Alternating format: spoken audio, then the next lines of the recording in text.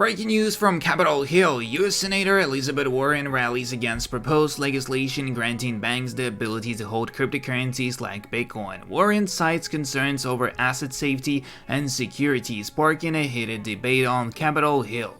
Stay tuned as the Senate votes on the pivotal bill. Don't forget to subscribe, like, and share, and let's start. So here we are starting off with Anthony Scaramucci, founder of Skybridge Capital, speaks on doing the homework on Bitcoin and how skeptics are now embracing Bitcoin for the long term. Do the homework on Bitcoin, because when you do the homework on Bitcoin, you go towards Bitcoin. I know very few people that have done the homework, several hundred hours of understanding the Bitcoin. Just in, the Senate votes to disapprove of the SAC-CAB 121, which prevents regulated financial institutions from custodying Bitcoin and other crypto assets. Will President Biden go through with his threat to veto? Watch Senator Loomis scathing remarks about Gary Gensler and the SAC prior to the vote. Breaking news: Bloomberg study passing state laws leads to federal victory. State action ultimately leads to a change in federal law. Bloomberg study agrees that passing laws at the state level is a winning political strategy. The states will lead, Bitcoin will win. Bitcoin P-Cycle top update. P-Cycle top moving averages are not even close to meet yet. This bull run is far from over. Just in, the world's largest futures exchange CME Group to launch a Bitcoin trading. Michael Saylor on the importance of Satoshi Nakamoto to be anonymous. If there was a Satoshi sitting on top of 50 billion worth of Bitcoin, it would undermine its digital property. This is what fiat does to your brain. Interesting, serious question then. If one Bitcoin is sold in units of sats and there are over 2 quadrillion of those, how can they claim scarcity, lack of dilution, hedge against inflation, debasement? This would seem to be common knowledge and, well, mass. Next up we go. Whenever the Bitcoin funding rates are negative in bull market, it's time to buy. Spoiler alert, the funding rates are negative. I have had multiple Washington DC staffers tell me that the passage of the Bitcoin rights bill in Oklahoma is already providing momentum for policy action at the federal level. One major reason state policy actions is so important is we can influence federal policy outcome. Bitcoin going for a scary retest of the liquidity level at 65,500, make or break really. Hold here and it looks golden, lose this level and it looks fucked. Time for the bulls to step in. Breaking America, credit cards are tapped out, Dow Jones hits 40,000 all-time high, US citizens are about to break, money printer go brr, the melt-up is here, Bitcoin to 108,000 May 28th.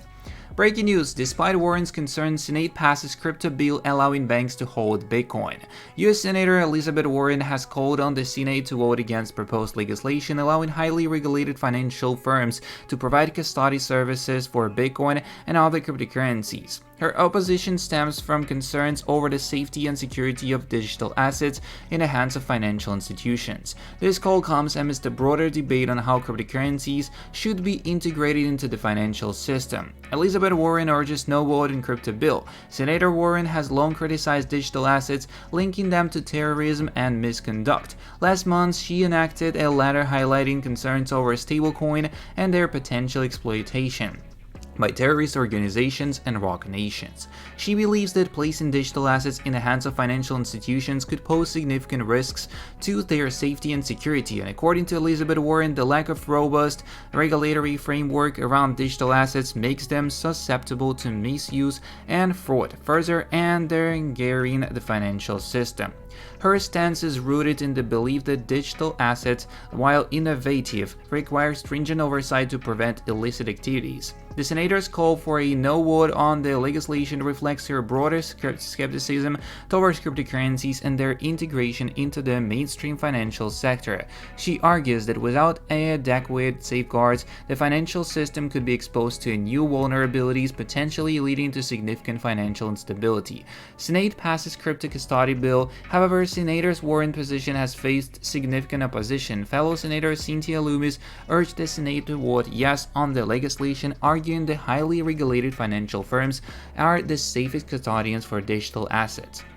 Lomé stated that financial institutions have the necessary infrastructure and experience to manage digital assets, thereby protecting investors securely. In addition, XRP pro-crypto lawyer Josh Deaton criticized Warren's focus on digital assets, suggesting it was a misplaced priority. Deaton argued that Massachusetts faced several pressing issues, such as illegal immigration, deficit spending, and income inequality, which should take precedence over the regulation of cryptocurrencies. He contended that Warren's efforts were more aligned with the interests of banking industry than with addressing the state's immediate concerns. Despite Senator Warren's call to action, the Senate voted to repeat Gensler's anti-crypto rule SAB 121, with 51 votes in favor. Key Democratic senator broke party lines to support a repeal. The decision, however, rests with President Biden, who must choose whether to veto the legislation or let it pass.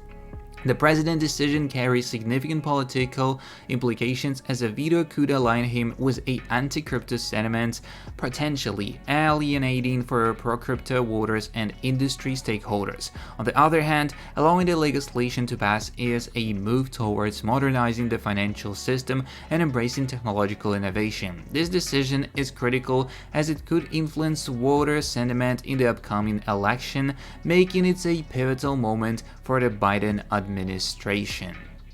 Next up, Bitcoin self-custody enshrined as a right in Oklahoma. A novel crypto bill protects citizens' rights to hold, spend, and mine Bitcoin as long as they do it quietly. Oklahoma has become the first U.S. state to pass a law protecting the right to self-custody Bitcoin.